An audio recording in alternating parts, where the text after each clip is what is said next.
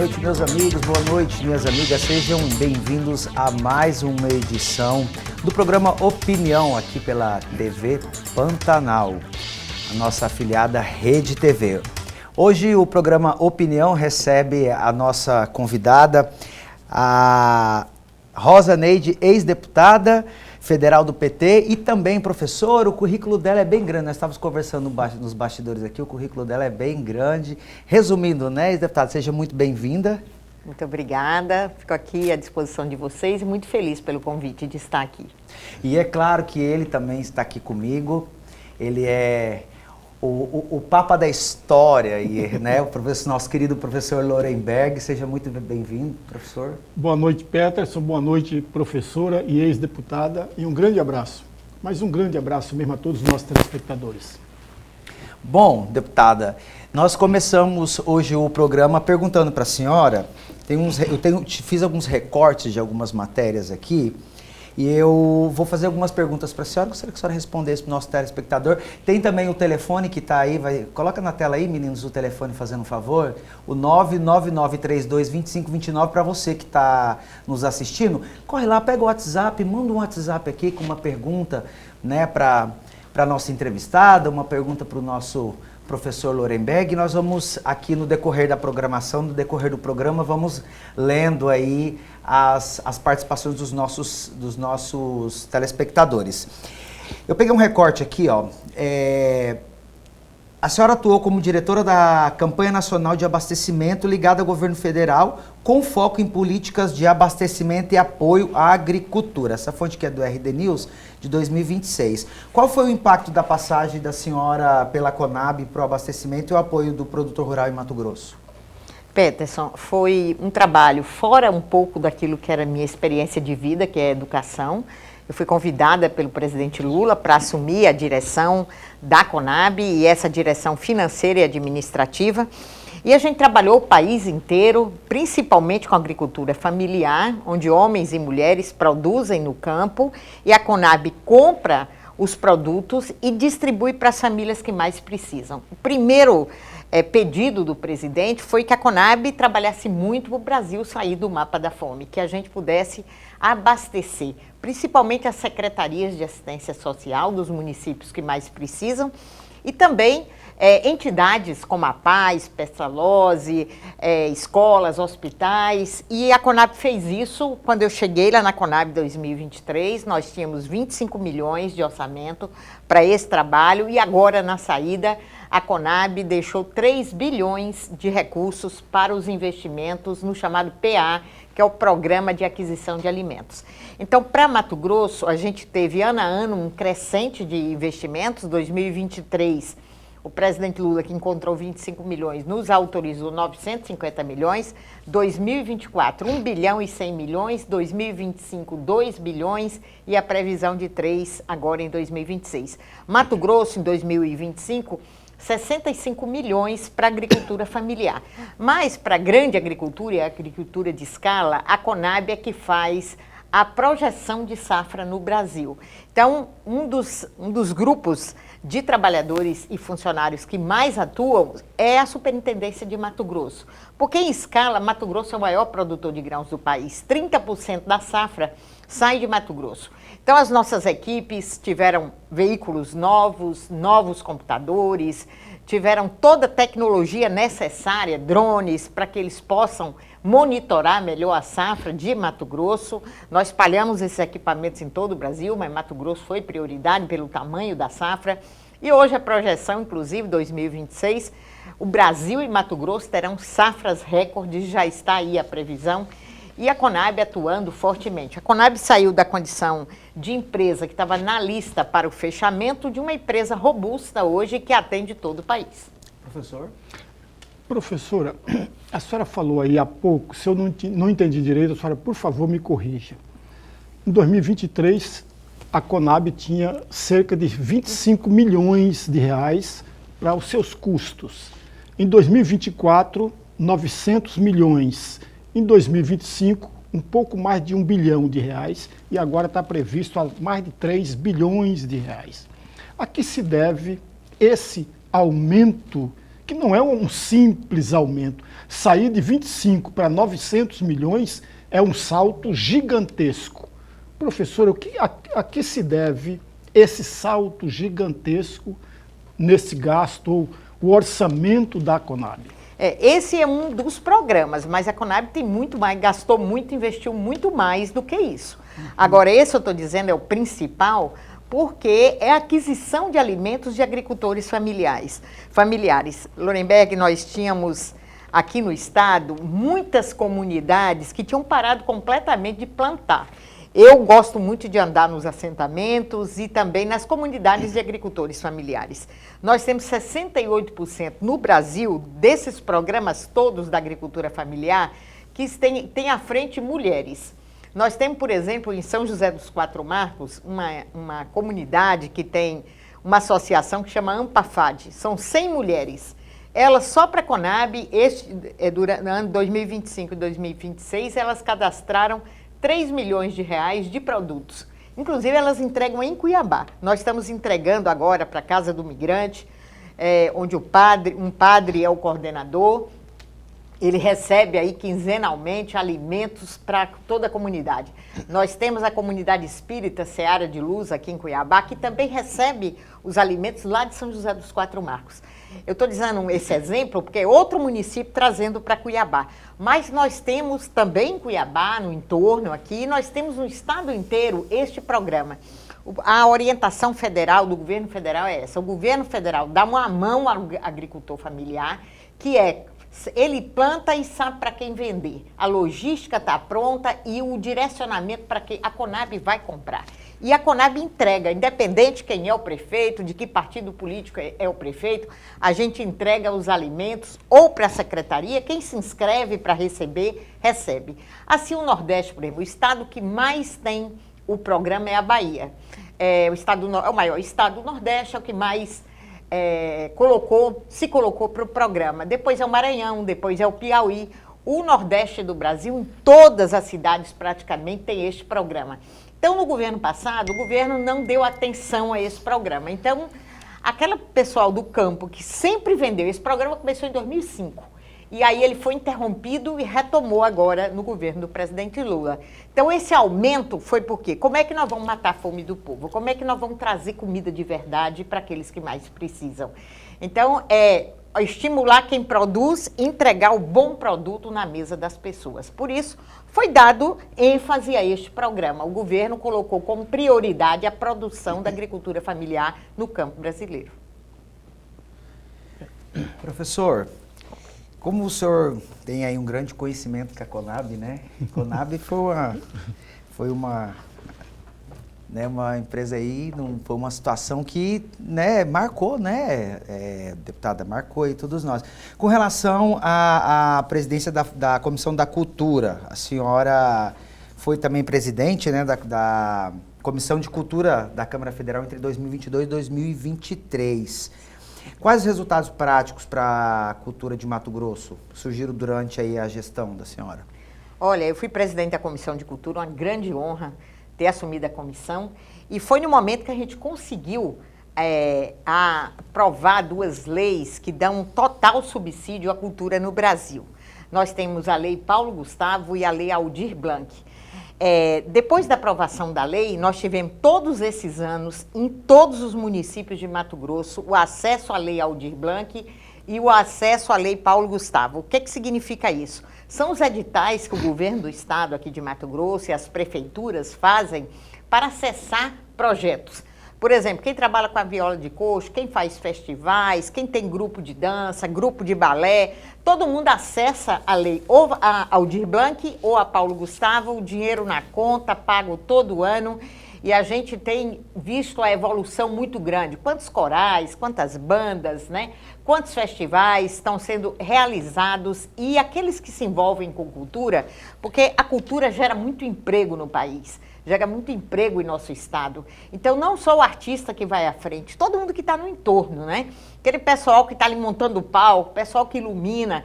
Então, em cada show, em cada organização, em cada teatro, você tem a presença forte dos trabalhadores, que a gente diz os trabalhadores da cultura, não só os artistas, mas todos os envolvidos. Então, foi no período que eu estava à frente da presidência que, com muita luta, enchendo a Câmara dos deputados de artistas renomados de todo o país, tive a honra de receber artistas das principais novelas da Globo, que foram lá para defender Aldir Blanc e para defender a Lei Paulo Gustavo. Então, hoje não tem mais aquela preocupação do orçamento da cultura. Claro que falta sempre mais, mas nós temos um orçamento no governo federal previsto, que são repassados a todos os estados, todos os anos, para a Lei Aldir Blanc e para a Lei Paulo Gustavo. Ficou assim como uma política pública. Hoje, ter orçamento para a cultura é política pública. Você pode ver que todos os municípios criou a Secretaria de Cultura. Tinha muito município que não tinha Secretaria de Cultura, achava que não era importante. O governo passado acabou com o Ministério da Cultura. Então, veio o Ministério da Cultura, veio os recursos da Aldir Blanc, da Paulo Gustavo, e hoje a gente vê a cultura em nosso estado, em todo o país, tendo o mínimo para tocar os eventos. É claro que precisa de muito mais, né? Cultura tem que ser apoiada. Bom, antes da gente ir para o nosso primeiro intervalo, a senhora está falando de cultura, de eventos, de shows. Recentemente, o nosso governador, né, de Mato Grosso, Otaviano Pivetta, afirmou que pretende adotar uma postura mais rígida com relação à destinação de emendas parlamentares para eventos festivos e garantiu que não pretende mais assinar autorização para contratação de shows e realização de festas com recursos públicos. No próximo bloco, a senhora responde para a gente o que a senhora acha dessa situação aqui. Não sai daí, nós voltamos já já.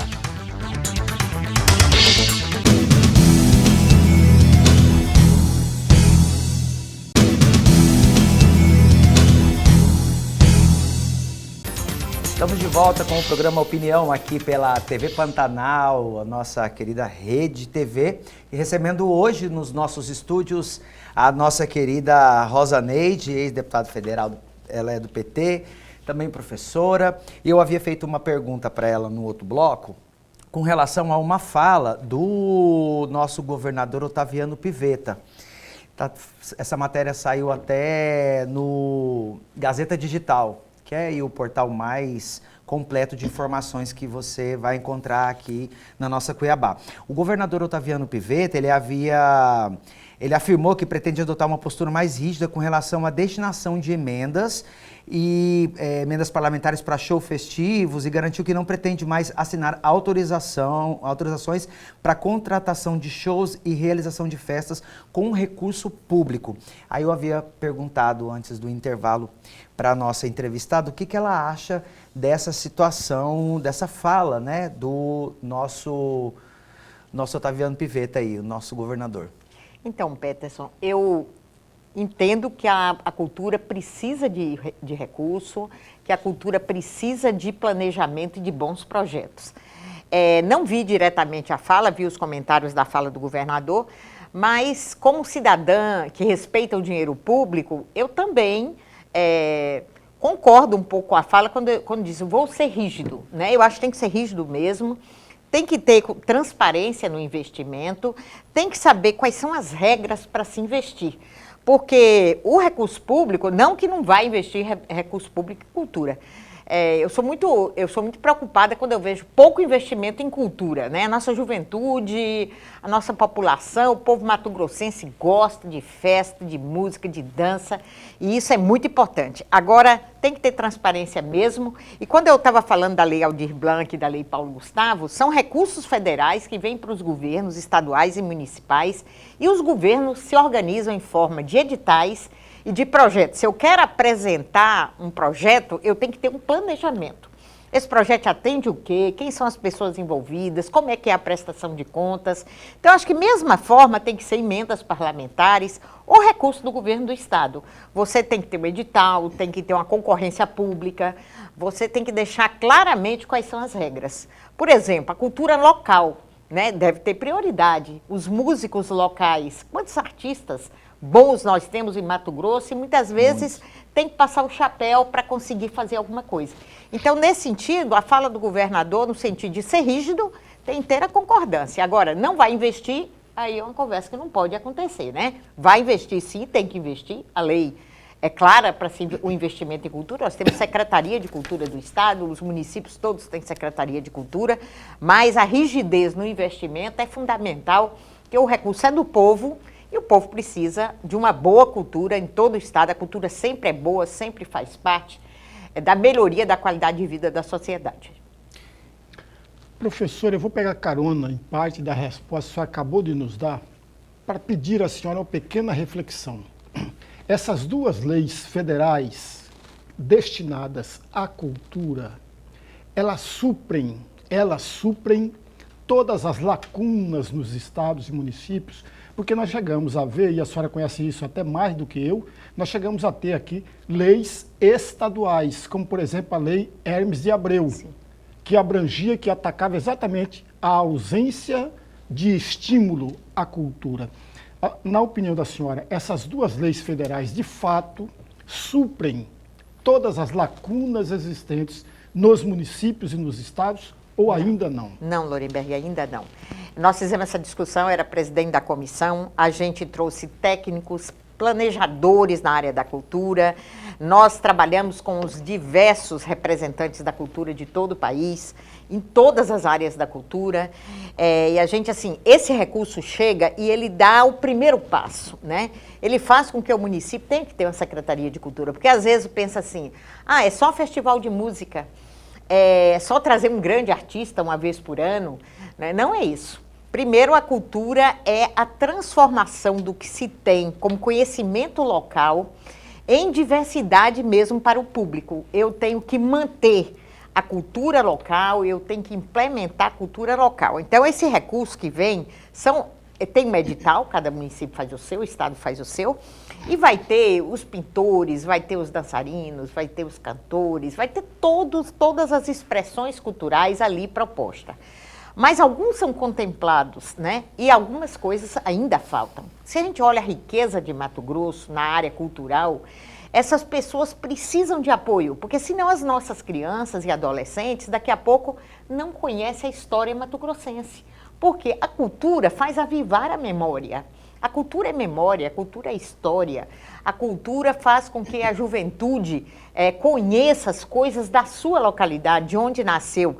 Então, eu não posso aplicar o recurso, tanto que a lei ela direciona para todos os agentes culturais, um pouquinho para cada coisa. Mas nós precisamos ter escolas, e a gente só tem formação quando a gente tem escola. Eu tenho que ter escola de dança, eu tenho que ter escola de música, eu tenho que ter os artistas da área da pintura com escolas.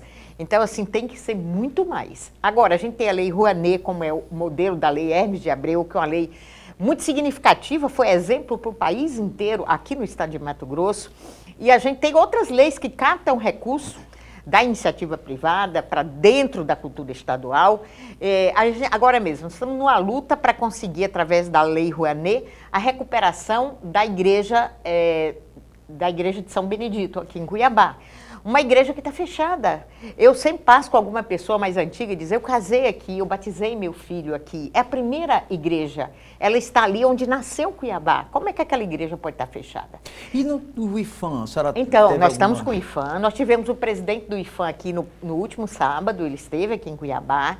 Reunimos com pessoas ligadas, inclusive o prefeito de Cuiabá se reuniu com o presidente do IFAM, ele esteve presencialmente. O ex-presidente, que agora saiu para a candidatura, já esteve aqui para tratar dos casarões do Centro Histórico. Exatamente. Isso que eu ia perguntar para a senhora a respeito desses casarões, porque nós vimos que ali no centro de Cuiabá nós temos muitos e muitos estão abandonados. Eu mesmo já fiz várias matérias ali no centro para mostrar toda essa questão, né, desse abandono da nossa história. E Cuiabá tem um centro histórico bonito, tem uma história bonita, nós temos uma história bonita, mas bom, esperamos aí, clamamos ao prefeito Abílio Brunini, que inclusive é arquiteto, né, que eu vi que ele está fazendo algumas coisas, está correndo atrás para ver, mas é muito importante isso, porque é a nossa cultura, é igual a questão da cultura indígena. Eu não sei se a senhora acredita, mas eu acho que daqui a alguns anos nós não vamos mais ver o cocar de pena, nós não vamos, né, a oca. E olha que isso era uma coisa que entrava dentro da grade curricular dos nossos estudos. Os indígenas são parte do que eu faço aqui no estado com muita determinação. Mas nós inauguramos no sábado uma casa recuperada, chama Casa da Dona Isabel, ali do lado da igreja do Rosário São Benedito. Aquelas casas todas serão recuperadas pelo IPHAN. O canteiro que está aí no Centro Histórico recuperando é implantado pela Universidade Federal de Mato Grosso, curso de arquitetura, recursos federais.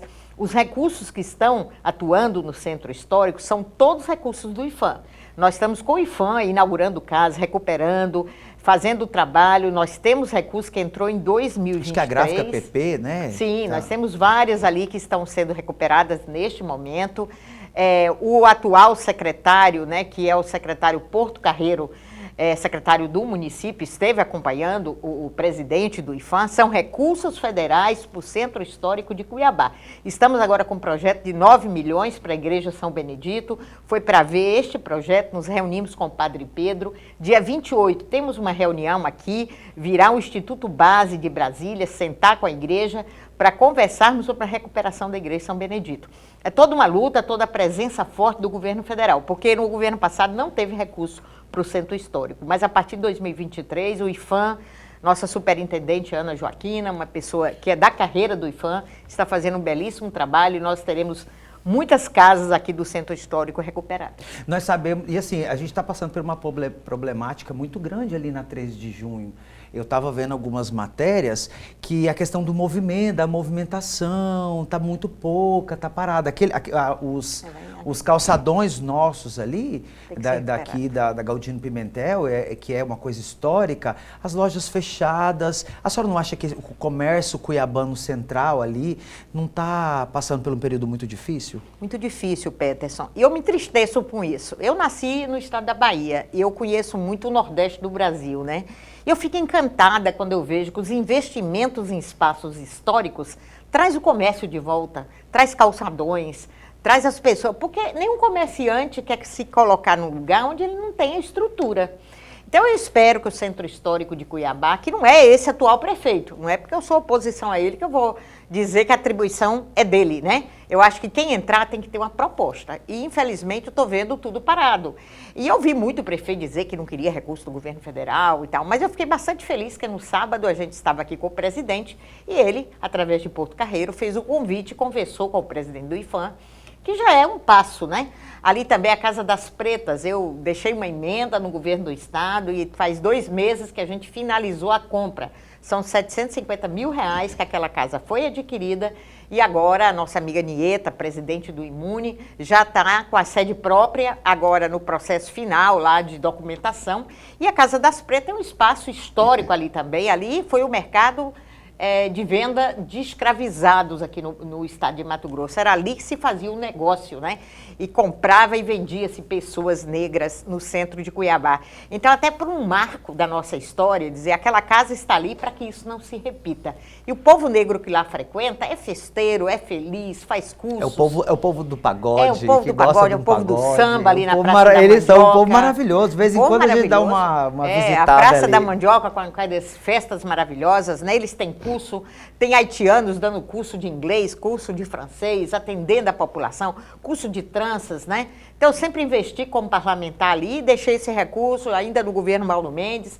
O governador nos chamou lá e fizemos o fechamento e a casa hoje é uma casa própria. Então, recuperar o Centro Histórico de Cuiabá é um dever de todos os cidadãos, né? E Morro da Luz. Morro da Luz, a gente passa lá aquela sujeira. No dia que o presidente do IPHAN estava aí no sábado, nós tínhamos lixo, muito lixo jogado, né? É uma questão de educação da nossa população. E eu falo para a senhora uma coisa, eu tive a oportunidade também de já gravar uma matéria, várias matérias ali no Morro da Luz. E é incrível que o Morro da Luz fica ali muito próximo, onde é da prainha ali, né? Do córrego da prainha, tudo aquela situação histórica. E é incrível que você sobe o Morro da Luz, senta lá, é fresquinho. Sim. É fresquinho lá. Está arborizado então, ainda. eu acho que ali tem que ser um espaço que tem que ser valorizado para a nossa população. Né, professor? Com certeza. Com certeza mesmo, até para poder fazer Porque uma cidade, professor, e eu estou provocando a senhora, Claro. uma cidade não é apenas pessoas e prédios, não é concreto e pessoas, mas as pessoas precisam de referência para poder ela perceber e identificar ela própria sendo referência da própria cidade. E o que me chama a atenção é exatamente isso. Eu conheço muitas pessoas que nasceram aqui e que não conhecem a própria cidade.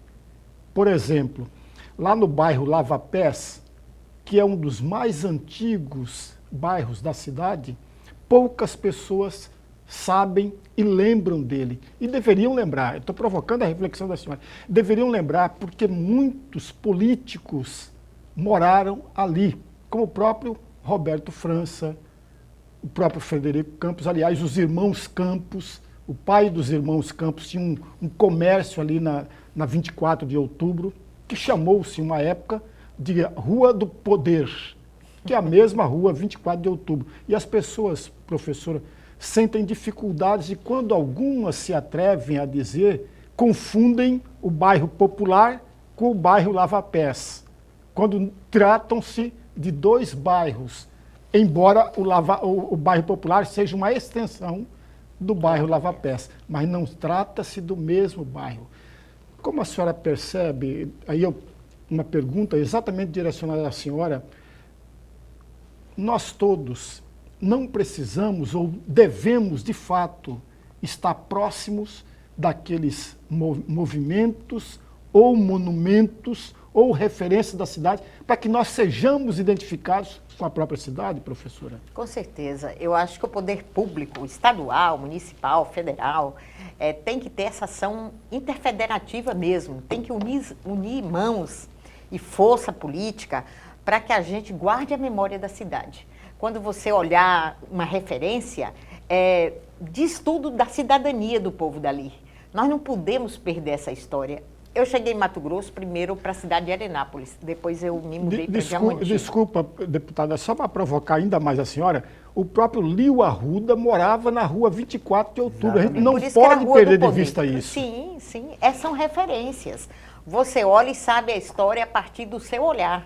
Né? Quando eu disse, eu cheguei a Diamantino é uma cidade quase da idade de Cuiabá, né? Um pouquinho mais moça, mas praticamente da mesma época. E hoje, Diamantino, eu fico muito feliz, eu volto lá e está recuperando o centro histórico da cidade. As vielas da cidade, aquela história que era a história do ouro e do diamante, como é também a história de Cuiabá. As pessoas dizem, olha, ali embaixo da igreja São Benedito tem ouro. Por que as pessoas têm essa referência? Pela característica histórica da cidade, o Ribeirão do Ouro. Quando a gente, que é diamantino, quando a gente se refere à história econômica da cidade, a gente se refere a tudo que aconteceu em torno dos rios, que a cidade eram construídas ao longo dos rios, e depois as referências, os marcos, como você disse, era a Rua do Poder, que pessoas muito representativas moraram ali. E aí, nesse sentido, a gente não recuperar isso é deixar a nossa juventude sem referência. Eu digo, eu tenho duas filhas que nasceram no município de Diamantino. Eu sempre digo a elas, gostem da terra natal, gostem da cidade de vocês, porque eu tenho referência de onde eu nasci. Vim para cá e assumi as referências mato-grossenses. E é muito triste um povo sem referência, um povo sem olhar para a sua história e falar... E olhar para trás e dizer, isso está agora sim, porque foi de outra forma e a gente conhece, mesmo que não viveu a época, mas conhece as referências. Então, um povo com referência é um povo com projeção de futuro. Eu quero aproveitar que estão falando de referência e temos algumas participações aqui. Boa noite, parabéns por receber Rosa Neide. Ozenirda Alves Batista, do bairro Novo Horizonte, um grande abraço para todo mundo aí do bairro Novo Horizonte. E a senhora está falando de Diamantino, tem uma participação aqui. Professora Rosa Neide, uma mulher empoderada, foi minha professora de didática na FID de Diamantino, em Mato Grosso. Saudades e satisfação ver que seus objetivos foram alcançados. Sinto muito orgulho da senhora, aluna aprendiz Esther de Oliveira. Opa. Mandar um grande abraço aí para Esther, para o pessoal de Diamantino também. Diamantino é uma cidade de um povo bem acolhedor. Professor? Acho que a professora quer falar alguma coisa. Não, só queria mandar meu abraço para a Esther. Boas histórias e bom tempo, Esther. Muita saudade de vocês. A senhora foi professora dela na FIDI? Sim, na Faculdades Integradas de Diamantino. Diamantino, olha que maravilha. Curso de Pedagogia. Professor? Professora, permita sair um pouquinho fora. Esse assunto está tão bom que eu não gostaria de sair, mas o tempo nosso é tão curto, a gente precisa explorar o tanto da sabedoria, do conhecimento da senhora e a experiência da senhora. Nós estamos em ano político eleitoral. Quando a senhora acabou de chegar aqui ao nosso estúdio, a senhora falou que está muito animada em 2026. Eu ainda perguntei à senhora, de forma provocativa, está mais animada do que 2022? A senhora falou sim. Eu gostaria muito de saber por que a senhora está muito mais animada em 2026, muito mais do que 2022. Veja bem, Lorenberg, a situação histórica do país é outra, né? Nós tínhamos ali um momento onde o presidente Lula tinha sido preso, tinha acabado de renovar os seus direitos políticos, a gente estava naquela dúvida, e o PT não era governo, nós não tínhamos ali as referências do que o governo estava fazendo. A gente agora, a partir de 4 de abril, a gente está com a liberdade da pré-campanha, né? Todos estão já nas ruas discutindo com a população. Hoje é muito mais fácil eu citar o que o governo federal está fazendo em Mato Grosso e o que o outro deixou de fazer, porque eu era deputada até 2022 e sempre a gente dizia quantos metros de asfalto foram feitos aqui, quantas instituições do ensino superior foram reformadas, a gente não tinha nada. Então agora a gente tem o que mostrar. Outra coisa ruim de 2022 foi uma chapa da federação muito pouco robusta. A nossa chapa não somou o número de votos necessário para ter o quociente eleitoral.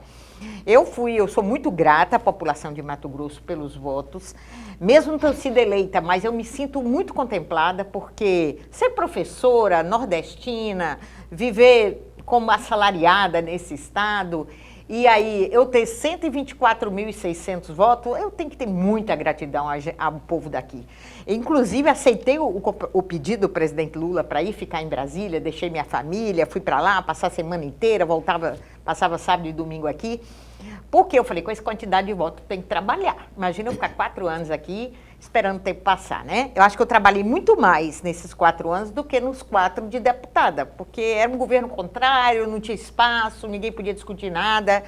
E agora eu tive espaço e essa questão da agricultura, especialmente da agricultura familiar, foi muito forte para mim.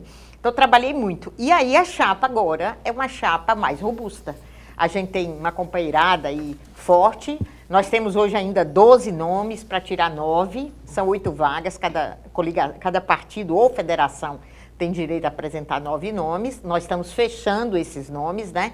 Cada semana a gente tem 2 reuniões aí com a federação. Amanhã, 18 horas, estaremos reunidos novamente, analisando os nomes.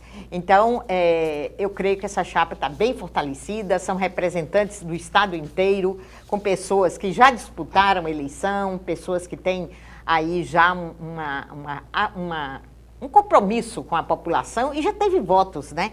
Porque é difícil alguém que, às vezes, para deputado, para legislador, que você não é conhecido, né? Quando é candidatura de governo, a gente sempre cita o exemplo de Blairo Maggi, que ele não foi candidato e depois foi candidato, e aí se apresenta a população. Mas estão muitos candidatos a deputados estaduais e federais. Então, ir pela primeira vez, às vezes não é muito simples, né? E a nossa chapa está bem robusta e eu estou com muita esperança. Bom, nós vamos para mais uma participação aqui.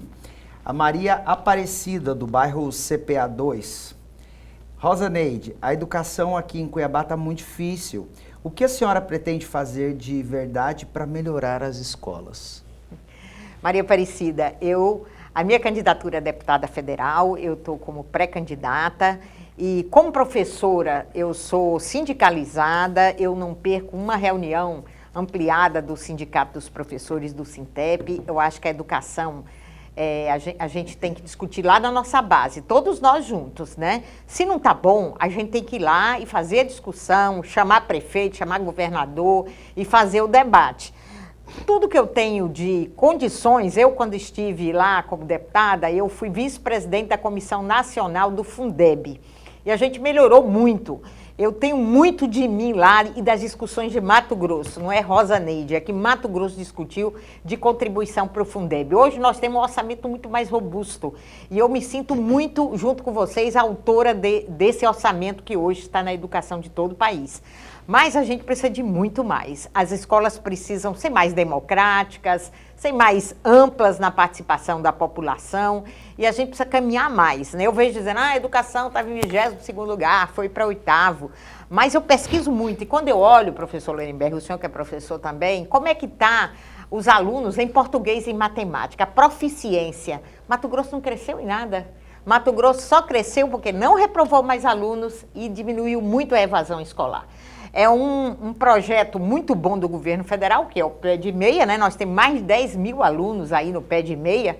Então, os alunos do Pé de Meia não saíram da escola. A gente cai a nota do IDEB quando o aluno evade, né? Se tiver um número alto de evasão, cai a nota. Se tiver um número alto de reprovação, cai a nota. E Mato Grosso passou a não reprovar, né? Eu também não sou a favor de reprovar alunos, só que a aprovação automática, onde o aluno, às vezes, não tem um acompanhamento para dizer ele aprendeu, quando ele foi avaliado, demonstrar realmente que ele aprendeu, aí esse aluno avança sem o conhecimento necessário.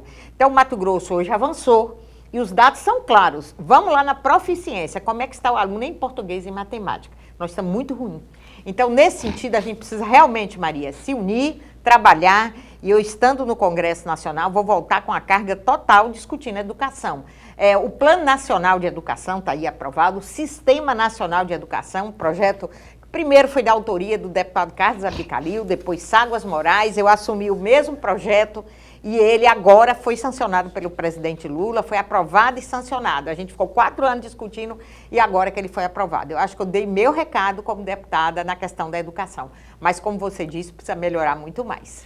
Professora, eu vou fazer aqui uma provocação também como meu colega aqui de bancada, o professor Lorenberg. Eu vou fazer uma pergunta para você, baseado em alguns destaques do Gazeta Digital. Só que antes, a gente vai para o intervalo, porque a gente já está aqui no tempo um pouquinho estourado, e aí após o intervalo a gente vai entrar na seara da saúde de Cuiabá, porque nós estamos aí vendo nos jornais e sites, né, essa questão aí do SAMU, né, a questão do governador que diz que os atendimentos do serviço, né, do SAMU vão ser aí, eles vão meio que unificar juntamente com o Corpo de Bombeiro e isso já deu muito pano para manga.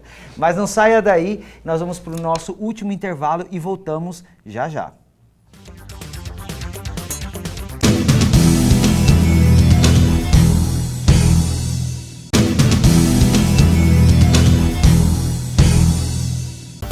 Estamos de volta com o nosso último bloco do programa Opinião, recebendo hoje aqui a professora e também ex-deputada federal Rosa Neide, do PT.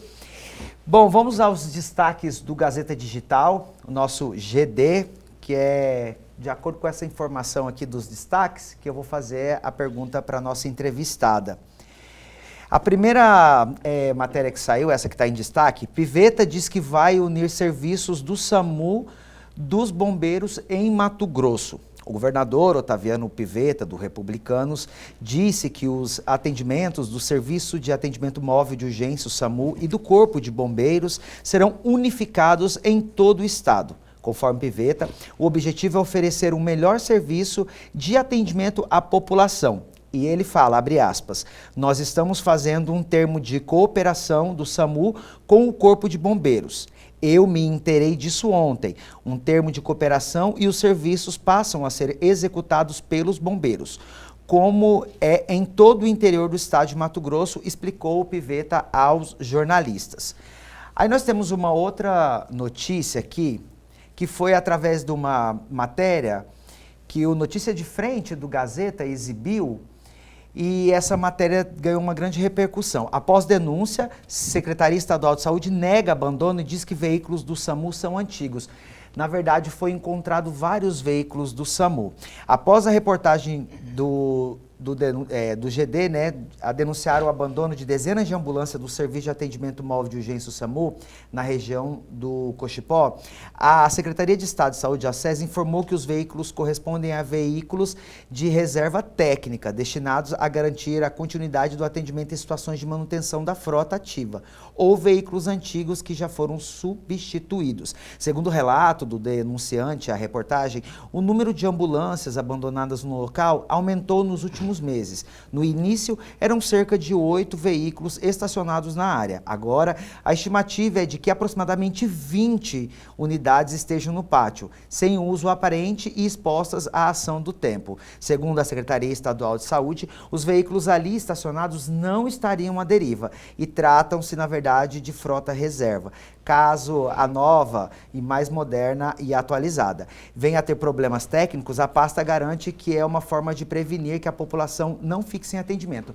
E aí tem uma nota aqui, eu vou ler bem rápido essa nota da Secretaria Estadual de Saúde, que fala: a Secretaria Estadual de Saúde de Mato Grosso, a SES-MT, esclareceu que as ambulâncias atualmente posicionadas no pátio de uma unidade do Serviço de Atendimento Móvel de Urgência SAMU correspondem a veículos de reserva técnica, destinada a garantir a continuidade do atendimento em situações de manutenção da frota ativa ou veículos antigos que já foram substituídos. Recentemente, o SAMU passou por um importante processo de renovação de sua frota, com a incorporação de novas ambulâncias, mais modernas e adequadas à necessidade do serviço, visando maior referência, segurança e qualidade no atendimento à população. Bom, na matéria, é nítido que a gente vê que as ambulâncias estão novas, estão paradas lá, né? São várias ambulâncias. Então, eu queria que a senhora, qual que é a sua opinião com relação a toda essa situação do SAMU, que vem gerando aí um certo desagrado por parte da população. Tem o pessoal do CISMA também, que é do sindicato, no qual o presidente falou também sobre essa questão das demissões que aconteceu. Qual que é a sua opinião com relação a essa situação da saúde? Já bem, Peterson, eu tenho recebido, né, desde que retornei de Brasília para Mato Grosso, os últimos 20 dias, parte da equipe do SAMU, a liderança do SAMU, para falar sobre essa questão. Já também conversei com o ministro Padilha, conversei com a equipe, conversei com o coordenador nacional que cuida do SAMU no país inteiro. E assim, há um susto muito grande por parte do Ministério com relação a essas falas aqui em Mato Grosso. Não houve, por exemplo, uma reunião da Secretaria de Estado de Saúde com o Ministério da Saúde, que é fundo a fundo os recursos, é integrado essa ação, né? É parte do governo do Estado, parte do governo federal. E, recentemente, as ambulâncias novas do SAMU foram entregues pelo governo federal, as frotas do país inteiro foram recuperadas, e aí, neste momento, né, a gente vê, e eu vi a entrevista do governador dizendo que essa parceria, que deve existir, o trabalho é feito de forma conjunta mesmo, e muitos dos acidentes é necessária a presença do Corpo de Bombeiros, porque há ações que são realizadas pelo Corpo de Bombeiro. O trabalho do SAMU é um, do Corpo de Bombeiro é outro. Não tem como você misturar sem ter um planejamento muito eficiente. Quantas vidas foram salvas em todo o país, em nosso estado, depois do SAMU? A gente sabia que quando acontecia um acidente, muitas vezes alguém ia em cima de um carro, alguém parava de boa vontade, colocava a pessoa, tirava a pessoa do espaço acidentado e colocava em cima de um carro e se dirigia ao hospital, porque nós não tínhamos equipe capacitada nem veículo. Foi criado o SAMU no Brasil. E quantos depoimentos, quantas vidas salvas. Então, aqui no estado, quando chega assim, não, nós vamos juntar Corpo de Bombeiro e SAMU, vamos dispensar, como as pessoas estão sendo dispensadas, são equipes terceirizadas, né, que são pagas com recursos do governo federal, mas também tem investimentos estadual, com certeza tem, um trabalho desta magnitude para salvar vidas, precisa de investimento. Aí vi quando o governador falou, o que puder diminuir custos, nós vamos fazer. Aí ninguém diminui custo para salvar vidas. Eu acho que quando eu digo que eu vou tirar um recurso de um projeto que é exclusivo para tirar as pessoas que estão entre ferros, que estão lá acidentadas, que estão num momento que pode vir a morte, e eu ter a chegada de médicos, paramédicos, enfermeiros e um atendimento dentro da ambulância, onde eu tenho todos os equipamentos para dar assistência, e aí vem o Corpo de Bombeiros, se for necessário. Às vezes tem incêndio, tem muita coisa nos veículos que tem que serrar, né, as grades para tirar o acidentado. Então, isso é um trabalho que é feito por Corpo de Bombeiro, que é um excelente são excelentes profissionais, faz trabalho maravilhoso, mas quando eu tiro o corpo de bombeiro da ação dele, eu posso estar também punindo o corpo de bombeiro. Aí tem um incêndio e um acidente, qual é que atende primeiro? Então, assim, passar esses veículos para o controle do corpo de bombeiros, eu espero que, se for fazer alguma coisa nesse sentido, haja discussão, especialistas sentados, ouvindo a população. Não é de uma forma abrupta que eu falo, agora entrega aí para o corpo de bombeiro e vamos ver o que dá. Não tem outras experiências no país que diz que isso deu certo. Então, eu espero o bom senso do governador do estado de Mato Grosso. Na próxima semana, eu sei que o Ministério da Saúde estará aqui no estado e que as pessoas possam sentar e discutir. Esse negócio de teimosia, né, para coisas de saúde é muito perigoso. Eu espero que tanto os profissionais sejam ouvidos, como aqueles que são atendidos sejam ouvidos, e como a sociedade representada seja ouvida. E que depois, se tiver que fazer um termo de cooperação, isso pode ser feito no que coopera o Corpo de Bombeiros com os acidentes. E qual é o trabalho do SAMU? SAMU tem em todo o país. Toda prefeitura que não tem um SAMU, quantos prefeitos eu recebi esse ano? Que eles me chamam ainda de deputada. Deputada, nós precisamos do SAMU. Ainda não tem, o SAMU está no município tal e tal e não está no nosso. Então, assim, todo mundo quer o SAMU para resolver os problemas. E na maioria dos municípios chegou o SAMU. Então, nesse sentido, eu peço aqui que o governo de Mato Grosso tenha sensibilidade com essa questão e faça um planejamento e ouça aqueles que, de fato, fazem a atividade aqui no estado de Mato Grosso, junto com o Corpo de Bombeiros. Vamos ver o que faz os bombeiros, o que faz os profissionais da área de atendimento direto à população que sofre acidentes em nosso estado. Professor? Professor, eu vou pegar exatamente carona nessa última frase da senhora. É possível, eu estou perguntando à senhora, é possível, no mesmo momento, ter o trabalho das duas equipes, o trabalho do SAMU e o trabalho do Corpo de Bombeiro, no mesmo momento, trabalhando em conjunto? Ou isso não é possível? Com certeza. E eu acho que isso, de fato, em muitos estados, essa cooperação existe fortemente. Né, que muitas coisas, tem acidente que não vai exigir a presença do Corpo de Bombeiros, né? Mas tem acidentes que vai exigir. E o Corpo de Bombeiro tem que estar muito... Por exemplo, quem faz a regulação para o SAMU é a Secretaria de Saúde. A quem é ligado o Corpo de Bombeiros? Não é a Secretaria de Saúde. Então, assim, a gente tem já uma estrutura de saúde no país inteiro. E essa estrutura é federativa, é o governo federal, o governo estadual, os governos municipais. Então, bombeiro não é da categoria saúde, enquanto SAMU é da categoria saúde. Agora, em alguns momentos, como você disse, são as duas equipes com seus papéis definidos, dando atenção ali prioritária a quem está precisando. Então, esse trabalho de cooperação, com certeza o governador está certo quando diz da cooperação. Agora, um exclui o outro, não. Nós temos mais um destaque do GD, deixa eu chamar aqui. Presidente Lula defende o fim da escala de 6x1 e diz que ganhos não podem valer só para ricos. Dias após enviar ao Congresso Nacional um projeto de lei para reduzir a jornada e acabar com a escala de 6 dias trabalhados para 1 de descanso, 6x1, o presidente Luiz Inácio Lula da Silva voltou a defender as mudanças neste último sábado, dia 18. Ele discursou no Fórum Democracia Sempre, realizado em Barcelona, na Espanha. Segundo ele, os mais pobres também têm o direito de se beneficiar do aumento da produtividade no trabalho.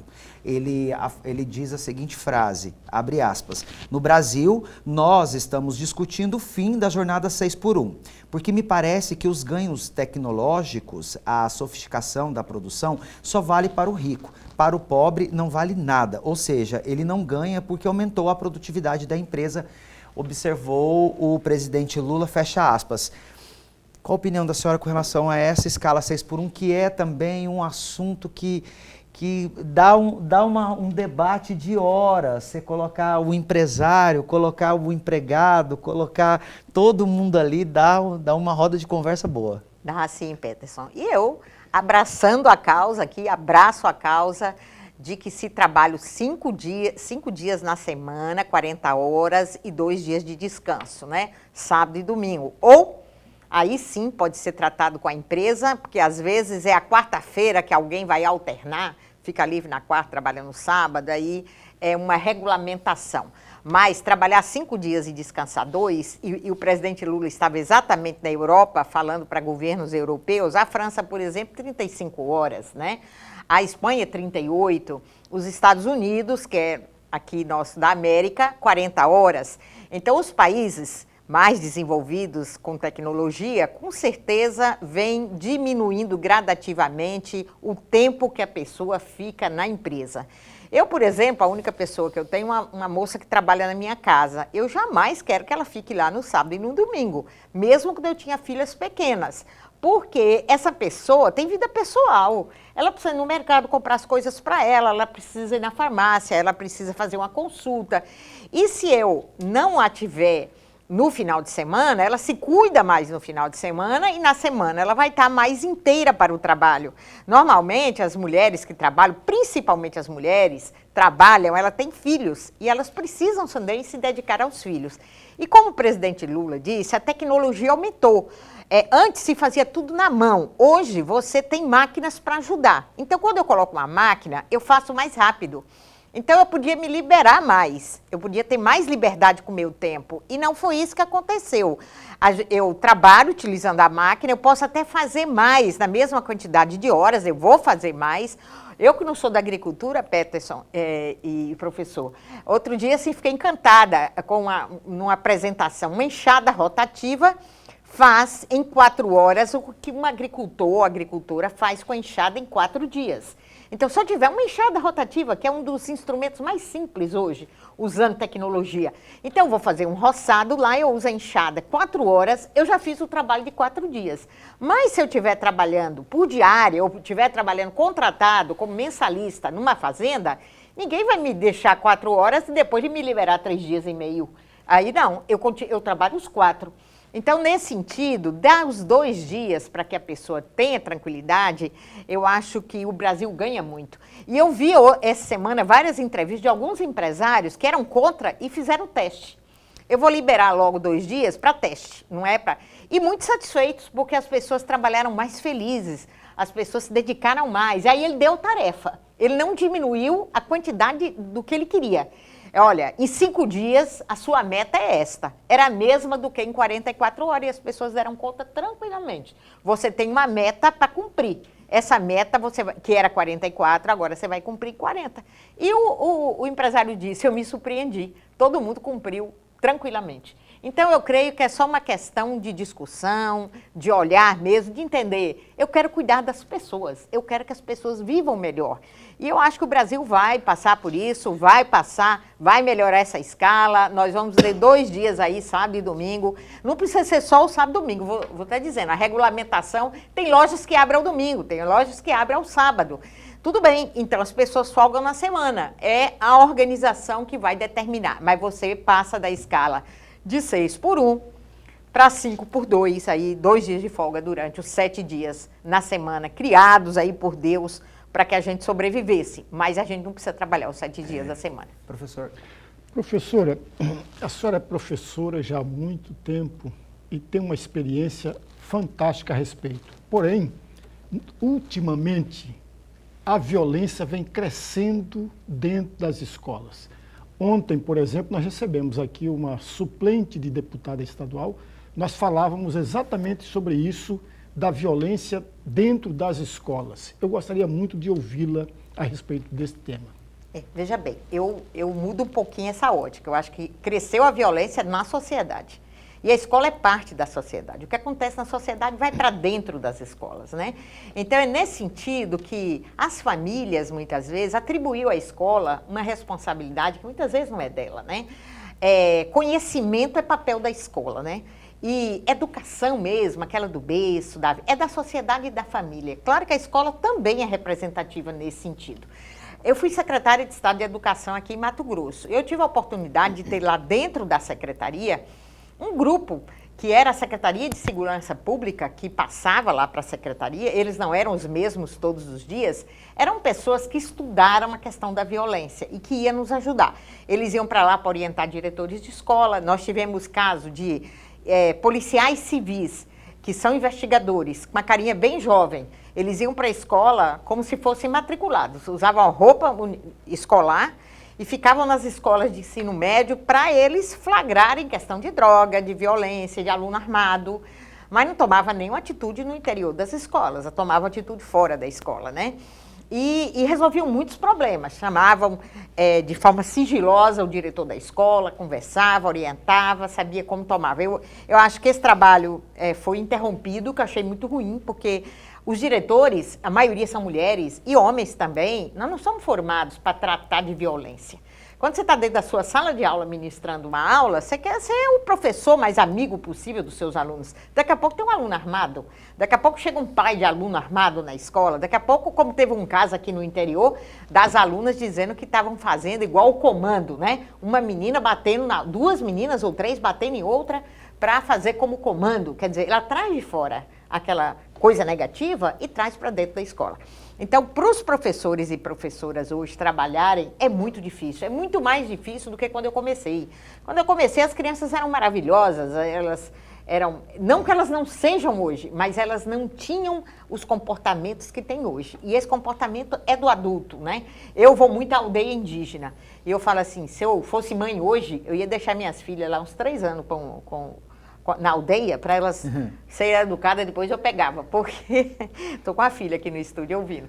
Então, assim, porque eu vejo a beleza com que o indígena educa seu filho. E assim, eles não gritam, não batem, não xingam, muito diferente do povo branco, que a gente logo se desespera por tudo, né?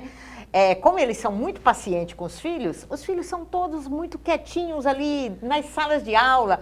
Você chega numa porta, conversa com o professor indígena, nenhuma criança vem na porta. Você chega na cidade, as crianças vêm todas juntas com o professor, né? O professor pede para sentar, ninguém senta. Então, essa é uma educação social, que não acontece. Então, eu acho que a gente tem que ter no entorno da escola uma vigília policial, muitos países têm, né?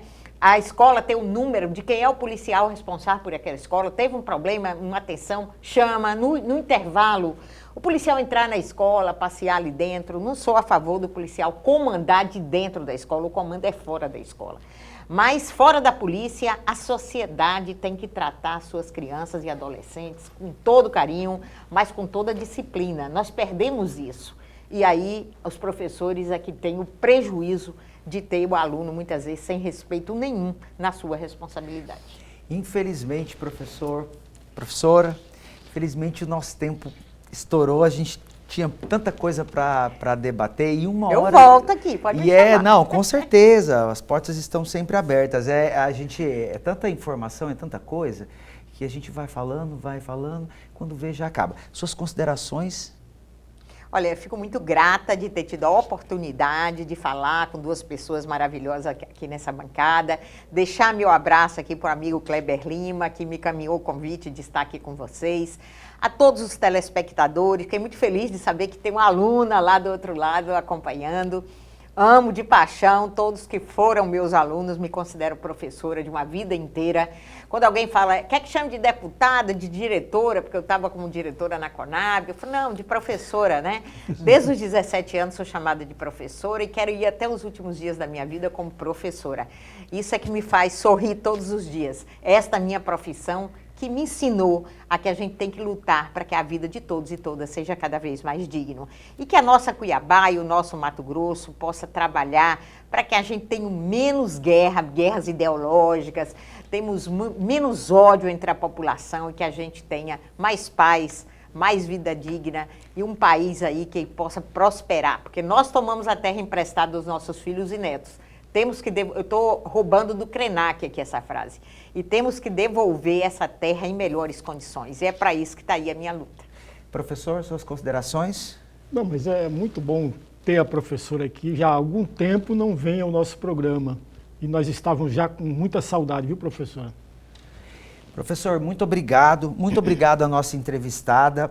Professor Lorenberg, a gente teve aqui o nosso tempo não dá mais tempo, mas boa noite, meu nome é Ana Maria, só queria parabenizar o professor Lorenberg, foi meu professor de História no Juscelino Kubitschek no Planalto, faz um bom tempo, grande homem, esse professor bons tempos foi aquele, 1987, eu acho. Olha a idade, olha a idade. Olha a idade. Bom, e com essa entrevistada maravilhosa que nós ficamos por aqui. O nosso apresentador, ele retorna amanhã. O Kleber, ele ficou preso no trânsito entre Cuiabá e Chapada. Ficou mais de 2 horas preso, ele não conseguiu estar aqui, mas amanhã ele estará aqui às 19h30 apresentando uma opinião. Um abraço a todos, fiquem com Deus e até amanhã, se Deus quiser.